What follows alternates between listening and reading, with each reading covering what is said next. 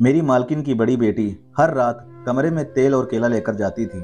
सब लोगों से छुपकर वो ये करती थी, लेकिन मेरी नज़र तो उन पर पड़ ही जाती थी, क्योंकि रसोई घर में मैं काम कर रही होती थी। ये काम उनका रोज का होता था। एक दिन मैंने उनका ये राज जानने के लिए उन पर नज़र रखी कि आखिर ये केले और तेल का करती क्या हैं अपने कमरे में, और कुछ घंटों बाद जब बाहर आती हैं तो पसीने से लथपथ होती हैं। एक दिन मैंने उनके कमरे में छुपकर ये सब देखना चाहा। फिर मैंने जो देखा उसे देखकर तो मेरे पैरों तले से जमीन खिसक गई। मैंने देखा कि वो दरअसल मेरा नाम मीरा है। मैं एक गरीब खानदान में पैदा हुई थी। मेरे माता पिता लोगों के खेतों में काम करके दो वक्त का खाना जुटाते थे। मैं अपने माता पिता की इकलौती संतान थी। घर के हालात ठीक ना होने की वजह से मेरे माता पिता मुझे पढ़ाई लिखाई ना करवा सके। जैसे तैसे हमारे दिन निकल रहे थे। जमींदार के खेतों में दिहाड़ी पर काम करके बदले में दो वक्त का भोजन जुटा पाते थे।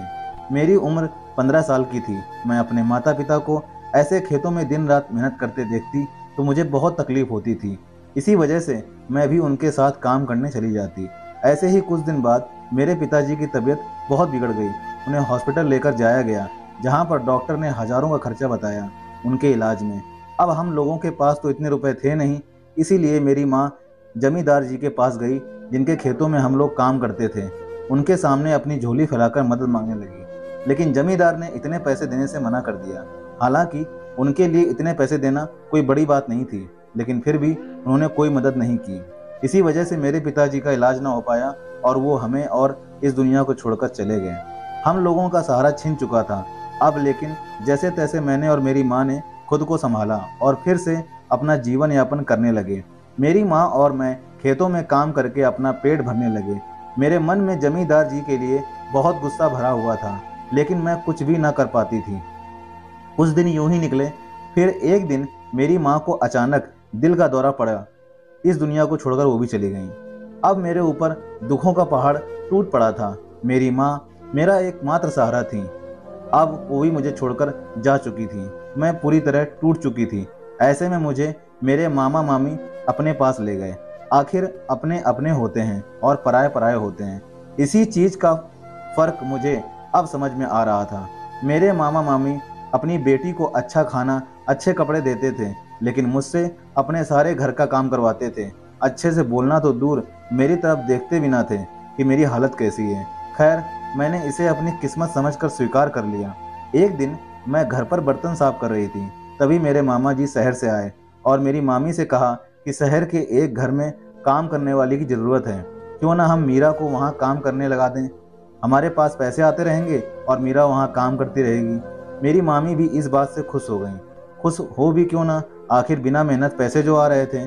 दूसरे दिन मेरे मामा मुझे शहर अपने साथ लेकर गए।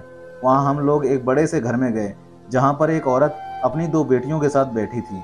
मामा ने उनसे नमस्ते किया और मेरी तरफ इशारा करते हुए कहा कि आज से ये ही आपके यहाँ सब काम करेगी। मैं इसे सुबह छोड़ जाया करूँगा और शाम को ले जाया करूँगा। उन मेम साहब ने मेरी तरफ देखा और पूछने लगी कि मैं उनके घर का सारा काम कर सकती हूँ क्या। मैंने बिना कुछ बोले हाँ में इशारा कर दिया। इतने बड़े घर का इतना सारा काम मेरी अकेली से करने में बहुत कठिनाई भरा था, लेकिन मैं हाँ के अलावा कुछ बोल भी नहीं सकती थी, क्योंकि मामा मामी का इतना खौफ जो था मेरे मन में। अब उस मालकिन ने मुझे अपना सारा काम समझा दिया और मैं रसोई घर में काम करने लग गई। पूरा दिन काम करती और शाम को मामा मुझे घर ले जाते। घर जाकर वही रूखी सूखी रोटी खाने को मिलती और गर्मी में सो जाती। दूसरे दिन फिर मामा मुझे मालकिन घर छोड़ आते। कुछ दिन ऐसे ही चलता रहा। एक दिन मालकिन के घर पर बहुत सारे मेहमान आए तो काम भी बहुत हो गया था। इसी वजह से मालकिन ने मुझे शाम को घर नहीं भेजा। मेरे मामा से कहा कि जब तक हमारे मेहमान यहाँ पर हैं, आप मीरा को यहीं पर रहने दो, क्योंकि देर रात सब लोग खाना खाते हैं, जिसकी वजह से काम भी बढ़ जाता है। मेरे मामा ने मुझे वहाँ पर छोड़ दिया और खुद घर पर आ गए। मैं वहाँ पर देर रात तक काम करती और वहीं पर मालकिन ने एक कमरा दे दिया, उसमें रहने लगी। मुझे मामा मामी के घर से ज़्यादा अच्छा लगता था यहाँ पर, क्योंकि मुझे अच्छा खाना और पंखे वाले कमरे में रहने दिया जाता था। लेकिन जब भी मैं मालकिन को उनकी बेटियों के साथ देखती तो मुझे भी मेरी माँ की याद आ जाती। खैर, कुछ दिन बाद मेहमान तो चले गए, लेकिन मालकिन ने मुझे अपने घर नहीं भेजा। उन्होंने मामा को साफ बोल दिया कि मीरा यहाँ पर ही रहेगी। अब मालकिन और उनकी बड़ी बेटी के साथ मेरी अच्छी बनने लगी थी। त्योहार पर मालकिन मुझे नए कपड़े भी दिलाती थी। मालकिन की बड़ी बेटी बहुत अच्छी थी, वो मुझसे घुल मिल गई। लेकिन उनकी छोटी बहन बहुत गुस्से वाली थी। वो मुझे एक नौकरानी ही बोलती थी और ठीक से बात भी नहीं करती थी। एक दिन मालकिन और उनकी बेटियों को कहीं बाहर जाना था, 2 दिन के लिए, कोई शादी फंक्शन में। तो मालकिन ने मुझे अपना घर संभालने को बोला कि तुम यहीं रहना। अब इतने दिनों से मैं उनकी देखभाल कर रही थी, तो उन्हें मुझ पर विश्वास हो गया था। लेकिन मैंने मना कर दिया, क्योंकि इतने बड़े घर में मुझे भी अकेले रहने में डर लगता था। फिर मालकिन ने मामा को वहाँ बुलाया और मेरे पास रहने के लिए बोला। मामा ने तुरंत हाँ बोल दिया और मालकिन चली गई। अब मैंने अपना और मामा जी का खाना बनाया और खाकर सोने चले गए। रात को करीब 12 बजे मेरे मामा जी ने उठकर कमरे का दरवाज़ा खोला और बाहर चले गए। दरवाजे की आवाज़ से मेरी नींद खुल गई थी। पहले मैंने सोचा कि शायद वो पानी पीने रसोई घर में गए होंगे, लेकिन कुछ देर इंतजार करने के बाद वो वापस नहीं आए, तो मैं भी बाहर चली गई देखने के लिए कि आखिर वो गए कहाँ। मेरे इधर उधर देखने के बाद मुझे मालकिन के कमरे से आवाज़ सुनाई दी। मैंने जैसे ही उनके कमरे में झांक कर देखा, तो वहाँ पर मेरे मामा जी मालकिन की अलमारी से कुछ तलाश कर रहे थे। मैंने पूछा, क्या ढूंढ रहे हो मामा जी? तो वो एकदम घबरा गए। उन्होंने कहा, कुछ नहीं, बस यूं ही देख रहा था कि अलमारी कितनी अच्छी है। मुझे समझ आ गया था कि मामा जी यहाँ चोरी की फिराक में हैं। इतना बड़ा घर और इतने अमीर लोगों के घर में खुद को अकेला पाकर प्रत्येक आदमी के मन में पाप जाग ही जाता है। तो फिर मेरे मामा जी तो ऐसी छोटी मोटी चोरियां गांव में करते ही रहते थे। लेकिन मुझे डर था कि मामा यहाँ पर कोई भी गड़बड़ ना करें, क्योंकि मैं नहीं चाहती थी कि मालकिन का विश्वास टूटे। खैर, मैंने मामा पर हर समय नज़र रखनी शुरू कर दी। एक क्षण के लिए भी मैं उनको अकेला नहीं छोड़ती थी। रात को भी गहरी नींद में ना सोती थी। ऐसे ही 2 दिन निकल गए और मालकिन और उसकी बेटियां वापस आ गए। उनके आने के बाद मामा जी भी वापस चले गए। मालकिन मेरे लिए कुछ कपड़े लेकर आई थी, जिनको पाकर मैं बहुत खुश थी। ऐसे ही दिन निकलते गए। फिर एक दिन मैंने मालकिन की बड़ी बेटी सीमा को अपने कमरे में केला और तेल ले जाते हुए देखा।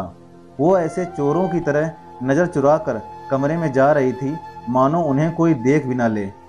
मुझे थोड़ा अजीब सा लगा कि आखिर सीमा दीदी केले और तेल का क्या करेंगी। दरअसल मालकिन के पति कुछ समय पहले गुजर गए थे। तभी से वो अपनी दोनों बेटियों के साथ अकेली रहती हैं। जमीन जायदाद होने की वजह से उनके अच्छे दिन थे। मैंने सीमा दीदी की बात को इतना गंभीरता से नहीं लिया, क्योंकि मुझे लगा होगा कि पढ़ाई करने वाली सीमा लड़की है, कुछ करती होंगी। आए दिन सीमा दीदी की सहेलियां घर पर आती थीं और ये सब मिलकर कुछ न कुछ प्रैक्टिकल करती थीं।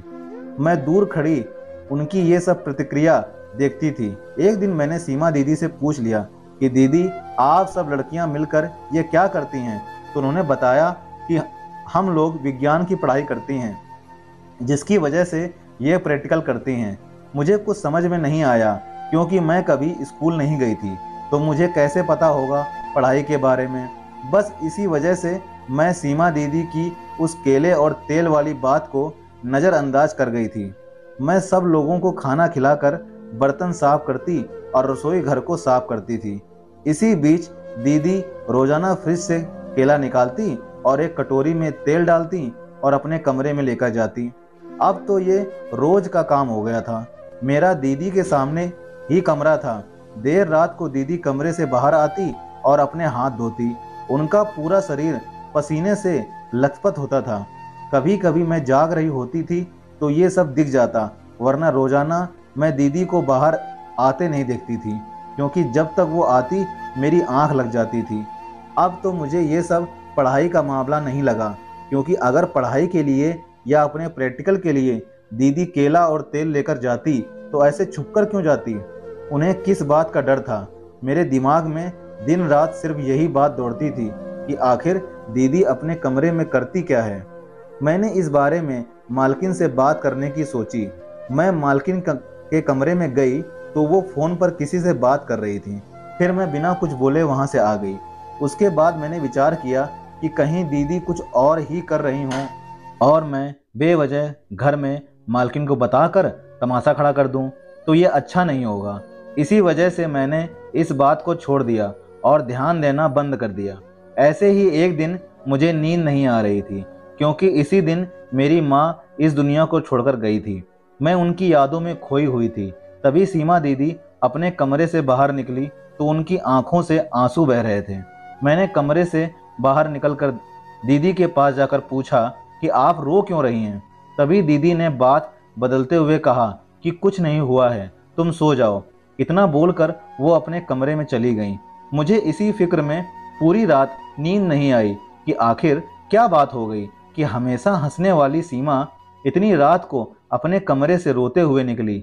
बस अब पूरा दिन मेरे दिमाग में सिर्फ यही बात रहती कि वो केला और तेल कमरे में ले जाना, फिर आधी रात को बाहर आकर हाथों को धोना और पूरा शरीर पसीने से भरा हुआ होना, और फिर एक रात ऐसे रोते हुए बाहर निकलना, और सबसे बड़ी बात कि उनका ये सब काम ऐसे छुप कर करना।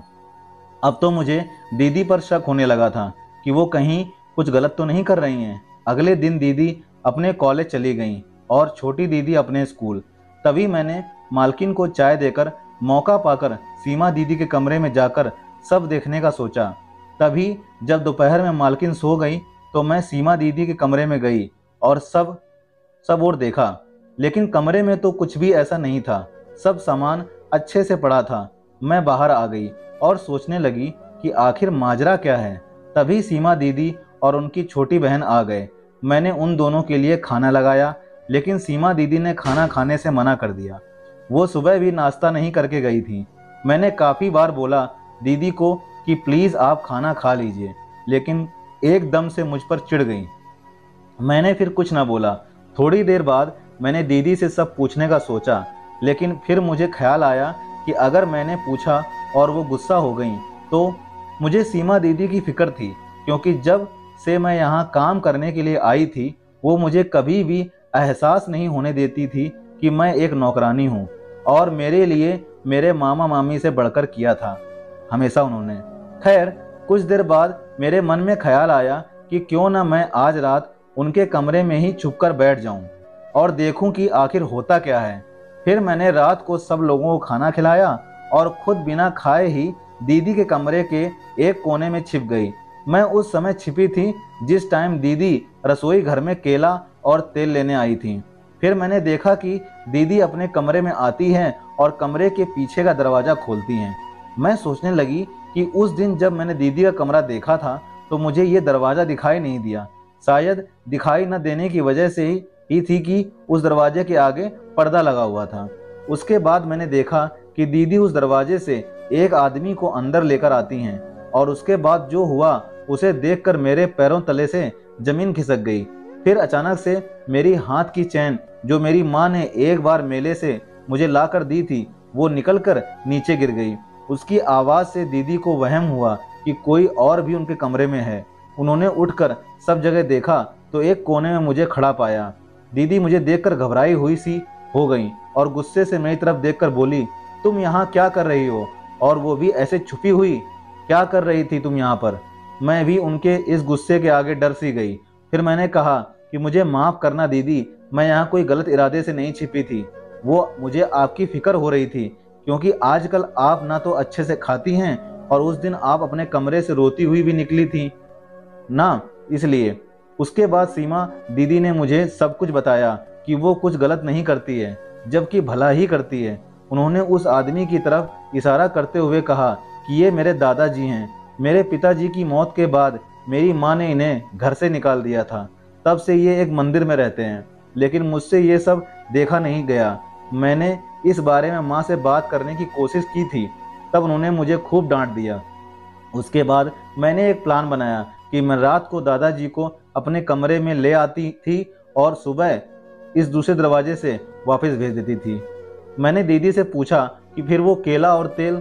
तभी दीदी कहने लगी कि मेरे दादाजी का लीवर कमज़ोर है, जिसकी वजह से वो ज़्यादा खाना पचा नहीं पाते हैं। इसी वजह से वो एक एक समय ही खाना खाते हैं। रोज सुबह कॉलेज जाते टाइम मैं इन्हें खाना दे आती थी और रात को ये खाना नहीं खाते थे। इसीलिए मैंने इनको फल खिलाना शुरू किया। दांत न होने की वजह से और केला इनका पसंदीदा फल होने की वजह से रोज रात को मैं इनके लिए केला लाने लगी कमरे से। माँ को और दीदी को पता ना चले, इसी वजह से मैं छिपकर लाने लगी।